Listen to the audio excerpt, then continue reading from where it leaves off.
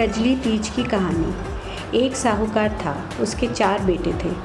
3 कमाऊ थे, चौथा कमाऊ नहीं था और कोढ़ी था। सारा दिन वह एक वेश्या के घर पड़ा रहता और जब कभी रुपयों पैसों की ज़रूरत पड़ती तब घर आता। पति को वेश्या के घर पहुंचाने का भार पत्नी पर था। उसकी पत्नी दिन भर देवर जेठानियों के यहाँ काम करती और पेट भरती। कजली तीज आई। उस दिन इसने सब देवर जेठानियों के दालें और शक्कर पीसी और घट्टी झाड़कर आटा शक्कर मिलाकर अपना पिंडा बनाया। घर के सब काम करके शाम को निमड़ी माता की पूजा करके चंद्रमा जी के अर्घ देकर पिंडा पासने बैठी। इतने में पति आया और बोला, बार बार खोल किवाड़। उसने किवाड़ खोला। खोलते बार बराबर ही जब नशे में चूर पति कहने लगा, मुझे वापस वेश्या के घर पहुंचा। वह उसको गोदी में उठाकर पहुंचाकर आई। सातु पासने बैठी थी कि फिर उसका पति आया। फिर किवाड़ खोलने के लिए आवाज़ दी।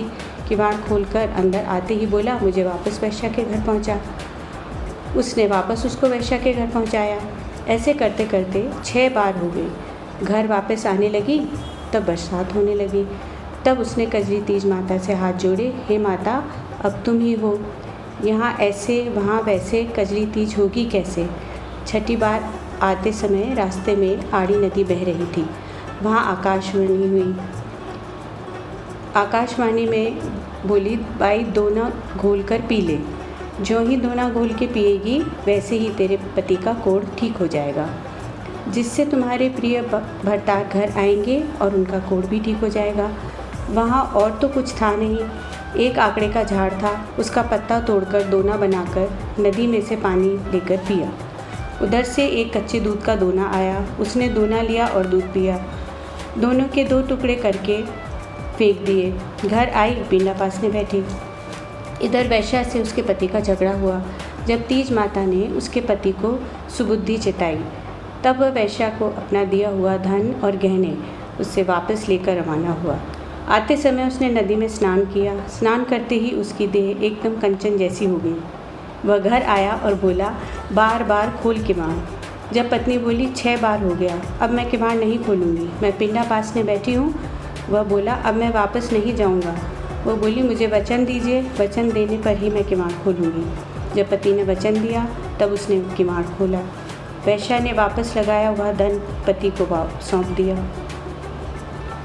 फिर दोनों ने साथ में जोड़े से कजली तीज माता की पूजा की।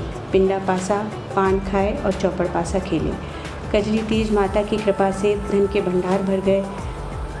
घड़ियाँ घड़ रहे हैं, जड़ियाँ जड़ रहे हैं, सब और आनंद हो गया। दिन हुआ, वह काम पर नहीं गई। तब देवर जेठानियों ने बच्चों को बुलाने भेजा। बच्चे दौड़ते दौड़ते आए और बोले, काकी काकी काम पर चलो। तब वह बोली, मैंने बहुत दिन काम किया, अब आपके काका घर आ गए हैं, अब मैं काम पर नहीं आऊँगी। मुझ पर तो कजली तीज माता प्रसन्न हुई है। बच्चे घर गए, माँ को बोले, कहने लगे, अब काका घर आ गए इसलिए काकी काम पर नहीं आएगी। जेठानियों ने पूछा, इतना वैभव कहाँ से लाई? हाट फाड़ी और बाजार फाड़ी, चोरी की या डाका डाला? उसने कहा, मुझे तो कजली तीज माता ने दिया है। हे कजली तीज माता, जैसे उस पर प्रसन्न हुई वैसे हम सब पर प्रसन्न होना। खोटी की खरी, अधूरी की पूरी।